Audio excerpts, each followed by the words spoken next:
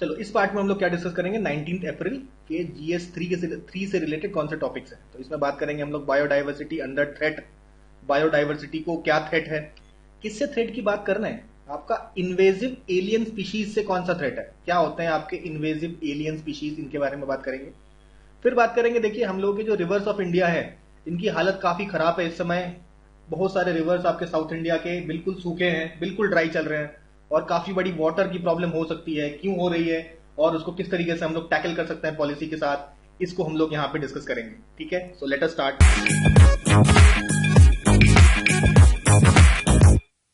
देखिए सबसे पहले बायोडाइवर्सिटी अंडर थ्रेट, ये हमारा आर्टिकल है। बात करेंगे आईएएस की, कौन सा आईएएस, इन्वेजिव एलियन स्पीशीज।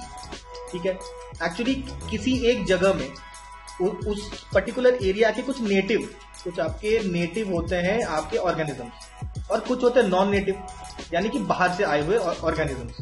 तो जो नॉन नेटिव ऑर्गेनिजम्स होते हैं वो इस एरिया में अगर चले गए, किसी दूसरे एरिया में चले गए, तो उनके जो नेटिव स्पीशीज को वो भारी नुकसान पहुंचाते हैं। ठीक है, यही बात यहां लिखी गई है। देखिए, नॉन नेटिव ऑर्गेनिजम्स अगर अपने हैबिटेट से निकल के आउटसाइड देयर नेचुरल हैबिटेट, ठीक है, किसी दूसरे के हैबिटेट में अगर चले गए तो बहुत ज्यादा इकोनॉमी का नुकसान, एनवायरमेंट का नुकसान और हेल्थ का नुकसान पहुंचा सकते हैं, काफी ज्यादा नुकसान आप पहुंचा सकते हैं। ठीक है, तो यहाँ पे देखिए डेफिनेशन दिया गया है by United Nation convention of biodiversity. उन्होंने कहा था ऐसे species they arrive, they survive and they thrive, वो बाहर से आते हैं नए एनवायरमेंट में, उसके बाद सर्वाइव करते हैं और बहुत तेजी से ग्रो करने लग जाते हैं, इतने तेजी से कि जो नेटिव स्पीशीज के जो रिसोर्सेस हैं उनके लिए कंपटीशन और बढ़ा देते हैं। तो उनको ये रिसोर्सेस नहीं मिलती, सारा जो रिसोर्सेस हैं यूटिलाइज कर देते हैं, कौन से, ये आईएएस, इन्वेजिव एलियन स्पीशीज। ठीक है, ये LIEN, एलियन स्पीशीज। ठीक है, ये तो हमने डेफिनेशन देखा आपका यूएनसीबीडी का।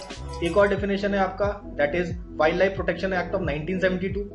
तो ये बताते हैं कि भाई नॉन नेटिव स्पीशीज किसे कहते हैं, जो आपका बेसिकली पोज थ्रेट करे, वाइल्ड लाइफ और हैबिटेट को जो थ्रेट पहुंचा है, तो ऐसे को बोलेंगे हम लोग नॉन नेटिव स्पीशीज। तो इसका डेफिनेशन इसमें भी दिया हुआ है। डेफिनेशन देख लिया हमने, देख लिया कि इन्वेजिव एलियन स्पीशीज कौन से होते हैं। एग्जांपल देख लीजिए, देखिए जैसे कि अफ्रीकन कैटफिश है, अफ्रीकन कैटफिश अफ्रीका से निकाल के आप ले चले जाइए किसी दूसरे तालाब में फेंक दीजिए तो पूरा तालाब खत्म हो जाएगा, हर जगह आपको कैटफिश ही दिखेगा, बाकी सारे स्पीशीज खत्म हो जाएंगे। इसी तरीके से आपका नाइल तेलापिया, ये भी एक मच्छी होती है, और इसके अलावा रेड बेलीड पिराना, ये भी एक आईएएस है, यानी कि इन्वेजिव एलियन स्पीशीज है। दूसरे एनवायरमेंट में ले जाइए, दूसरे स्पीशीज को खत्म कर देंगे। ठीक है, चलिए अब इसका कितना इम्पैक्ट हो रहा है, तो ये तो आप समझ गए कि बड़ा खतरनाक है। अब देखिए कितना खतरनाक है ये हम लोग देखेंगे कि ये कितना ज्यादा खतरनाक है। तो यहाँ पे आप ये समझ लीजिए इसका इतना इम्पैक्ट है कि 1 in 10 स्पीशीज, IUCN का जो रेड लिस्ट होता है उसमें 10 स्पीशीज में से हर एक स्पीशीज आपका उनको थ्रेट है बाई एलियन स्पीशीज। चलिए इसके अलावा एक और देखिए डेटा, 40% जितने भी एनिमल्स एक्सटिंक्ट हो गए हैं, 40% उनमें से एक्सटिंक्ट हुए बिकॉज ऑफ एलियन स्पीशीज आ गए। एलियन स्पीशीज आके एक्सटेंड कर दिया उन्होंने, पूरे स्पीशीज को एक्सटेंड कर दिया। ठीक है, और पूरे वर्ल्ड में अगर देखा जाए तो 37,000 आपके एलियन स्पीशीज हैं वर्ल्ड वाइड में। ये डेटा किसका है, IPBES का डेटा है, that is inter governmental platform on biodiversity and ecosystem services. तो इसके द्वारा ये डेटा दिया गया है 37,000 स्पीशीज का। ठीक है, और ये इंडिया को, ये सारे जो स्पीशीज हैं करीबन $182.6 बिलियन का नुकसान पहुंचा चुके हैं। ठीक है, इतना ज्यादा कॉस्ट ये इनका नुकसान पहुंचता है, क्योंकि आपके जो इकोसिस्टम में जो आपके प्लांट्स एंड एनिमल्स हैं वो काफी ज्यादा इकोसिस्टम को प्रोटेक्ट करने का काम करते हैं, लेकिन ऐसा स्पीशीज अगर आ गए तो उस एरिया में जो आपका इकोसिस्टम है उसको बहुत ज्यादा नुकसान पहुंचेगा, और उसका ऑब्वियसली कोई मॉनिटरी नुकसान तो होगा ही। तो अब देखिए इंडिया में इतना लॉस हुआ है तो कुछ ना कुछ तो इनिशिएटिव लेंगे इंडियन। तो देखिए कुछ तो ग्लोबल इनिशिएटिव्स की बात करते हैं। सबसे पहले कन्वेंशन ऑन बायोडाइवर्सिटी, जिसको हम लोग क्यूमनिंग मॉन्ट्रियल ग्लोबल बायोडाइवर्सिटी फ्रेमवर्क भी बोलते हैं। ठीक है, क्यूमनिंग प्रोटोकॉल भी बोल सकते हैं। ठीक है, तो ये आपका इसी के लिए है, to protect from invasive species. Next है आपका IUCN का ISSG, यानी कि इन्वेजिव स्पीशीज स्पेशलिस्ट ग्रुप, ये भी बनाया हुआ है आपका प्रोटेक्ट करने के लिए। अब कुछ हम लोग नेशनल इनिशिएटिव्स की बात कर लेते हैं, इंडिया में कौन से इनिशिएटिव्स लिए गए हैं। देखिए सबसे पहले नेशनल इनिशिएटिव में बात करेंगे हम लोग national biodiversity action plan, national action plan on invasive alien species, जिसको नापीवास बोलते हैं हम लोग, नापीवास, नेशनल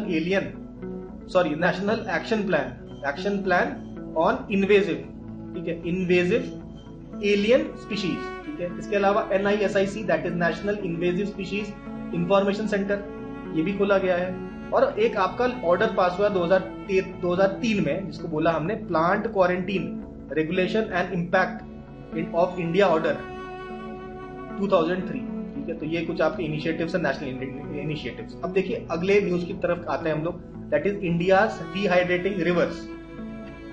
देखिए डिहाइड्रेटिंग रिवर्स का मतलब क्या हुआ? डिहाइड्रेट मतलब पानी की कमी। अगर रिवर्स में ही पानी की कमी हो जाए तो भाई क्या करें? तो यही आपका आर्टिकल है। एक्चुअली वाटर क्राइसिस है आपका। 13 से ज्यादा रिवर्स हैं जो कि ईस्ट फ्लोइंग रिवर्स हैं, ठीक है। महानदी और पेन्नार नदी के बीच में आपके करीबन 13 ऐसे नदी हैं, इसकी पूरी लिस्ट है, वो भी मेंशन नहीं की हमने, लेकिन ये पूरे 13 से ज्यादा रिवर्स हैं आपका, मेनली आंध्र प्रदेश, तेलंगाना और उड़ीसा में, जो बिल्कुल सूखे चल रहे हैं, बिल्कुल सूखे चल रहे हैं, ठीक है, एकदम ड्राई चल रहे हैं। तो काफी बड़ी पानी की समस्या आने वाली है, यहाँ पे हम देख सकते हैं। और आपके जो स्टोरेज बेसिन्स है उसमें काफी ज्यादा डिक्लाइन देखने को मिला है। तो यहाँ पे हम समझ, देखिए यहाँ पे 150 मेजर आपके रिजर्वॉयर्स हैं। 150 मेजर रिजर्वॉयर्स में आपका केवल 36% है जो टोटल कैपेसिटी में वर्क कर रहे हैं, और 6 ऐसे स्टोरेज है जहां पे तो बिल्कुल पानी है ही नहीं। तो यानी कि सिचुएशन बड़ी सीवियर है। ये तो हमने पढ़ा न्यूज। अब बात करते हैं हम लोग क्या हम लोग कर सकते हैं, इसके रीजंस क्या है। देखिए यहाँ पे सबसे बड़ा रीजन तो क्या है? डिफॉरेस्टेशन और सॉइल इरोजन। पेड़ काटते जाइए, सॉइल इरोजन होता जाएगा। सॉइल इरोजन हो जाएगा तो सॉइल के पास एबिलिटी बचेगी नहीं वाटर रिटेन करने की। सॉइल के पास अगर वाटर रिटेंशन की एबिलिटी खत्म हो जाएगी तो ग्राउंड वाटर को रिचार्ज नहीं कर पाएगा। और भाई ग्राउंड वाटर ही तो पानी का असली रिजर्वायर है। ग्राउंड वाटर रिचार्ज नहीं होगा तो रिजर्वायर खाली। फिर बात करते हैं क्लाइमेट चेंज की। भाई क्लाइमेट चेंज हो रहा है, हमें पता है, ग्लोबल वार्मिंग वगैरह सारी चीजें पता है हमें। उसकी वजह से टेम्परेचर बढ़ रहा है और हमारा रेनफॉल इरेगुलर हो रहा है। कहीं कुछ ज्यादा ही बरसात हो जा रही है तो फ्लड्स हो जा रहे हैं, वो दिक्कत। और कहीं बिल्कुल सूखा पड़ रहा है, पानी गिर ही नहीं रहा है, वो भी एक दिक्कत। इसके अलावा डैम्स बना रहे हैं हम लोग। चलिए डैम्स कुछ फायदे तो होते ही हैं, लेकिन आपका जो वाटर जो है डाइवर्ट कर दिया जाता है इरिगेशन के लिए, ठीक है, तो वाटर स्टोर नहीं हो पाता। फिर सैंड माइनिंग कर रहे हैं। सैंड माइनिंग से सॉइल का इरोजन होता है, फिर वही सेम दिक्कत, वाटर अपना रिटेंशन कैपेसिटी लूज कर जाती है। और आपका रिवर का जो फ्लो है वो भी आपका काफी ज्यादा डिस्टर्ब हो जाता है।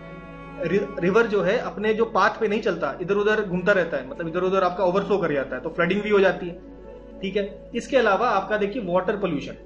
वाटर पोल्यूशन का एक बहुत बड़ा रीजन है आपका इंडस्ट्रियल, जो आपके इंडस्ट्रियल पानी जो आता है वो भी पानी को पोल्यूट करता है, तो पीने का पानी कम होता चला जा रहा है। एग्रीकल्चर में जो फर्टिलाइजर्स देते हैं, फर्टिलाइजर्स हार्मफुल होते हैं, वो बह के आपका नदियों में आ जाते हैं, जो आपको इशू क्रिएट करता है।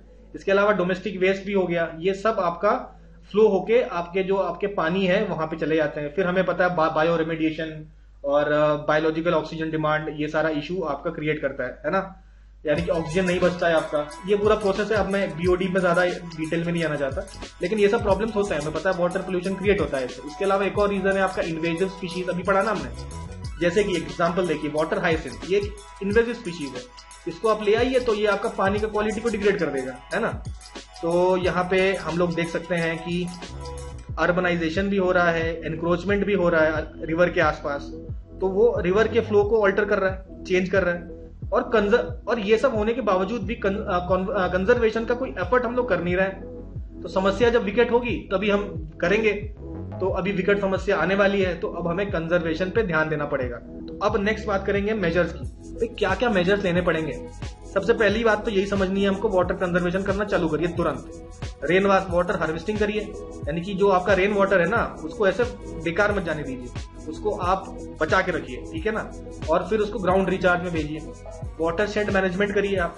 सॉइल मॉइस्चर का कंजर्वेशन करिए। देखिए मल्चिंग देखा था ना हमने, जैसे सॉइल है ऐसे खाली मत छोड़िए। सॉइल के ऊपर आप जैसे कुछ बिछा देते हैं, कुछ आपका घास फूस इस तरीके से ऊपर फैला दे तो उसका मॉइस्चर रिटेन होगा सॉइल का, ठीक है। और ये इन द एंड सारा आपका ग्राउंड वाटर को रिप्लेनिश करने में जाएगा। इसके अलावा जो इरिगेशन हम लोग करते हैं, इरिगेशन जरूरत भी है, लेकिन इरिगेशन को थोड़ा एफिशिएंट करिए। ड्रिप इरिगेशन करिए, स्प्रिंकलर इरिगेशन करिए, जरूरत से ज्यादा इरिगेशन मत करिए। इसके अलावा पेड़ लगाइए, एफॉरेस्टेशन करिए, और regulation on ground water extraction. अब सरकार को चाहिए कि ये जो अंधाधुंध हम लोग पंप से ग्राउंड वाटर को निकाल के यूज कर रहे हैं, इस एक्सट्रैक्शन पे थोड़ी बहुत रोक लगाने की जरूरत है, ठीक है। आपका पॉलिसी बनाने की जरूरत है सस्टेनेबल वाटर मैनेजमेंट करने के लिए। और आपका एक तो प्रोजेक्ट पे काम कर रही है सरकार, दैट इज रिवर इंटरलिंकिंग। उससे ये हो जाएगा कि आपका जो रिवर्स का पानी जो है जहां ज्यादा है वो डाइवर्ट कर सकते हैं हम लोग उन रिवर्स में जहां पे पानी कम है, ठीक है। और ये सब करने के लिए देखिए कम्युनिटी पार्टिसिपेशन का जरूरत है। अब ये नहीं कह सकते सरकार करेगी, तो कम्युनिटी का भी एक रिस्पॉन्सिबिलिटी है और वो आपको निभाना पड़ेगा, ठीक है। इसके अलावा R&D, रिसर्च एंड डेवलपमेंट करिए। आपके ऐसे तकनीक जिससे हम लोग वाटर को कंजर्व और मैनेज कर सकते हैं, ऐसे टेक्नोलॉजी को ढूंढने के लिए हमें रिसर्च तो करनी पड़ेगी, तो उसमें भी थोड़ा बहुत इन्वेस्टमेंट करने की आवश्यकता है। देखिए, तो इसी के साथ ही जो 2 इंपॉर्टेंट टॉपिक्स थे हमारे GS 3 से रिलेटेड, वो यहाँ पे हम लोगों ने कंप्लीट कर लिए, ठीक है। तो आज के दिन का सारे लेक्चर हम लोग कवर कर चुके हैं। मिलते हैं कल।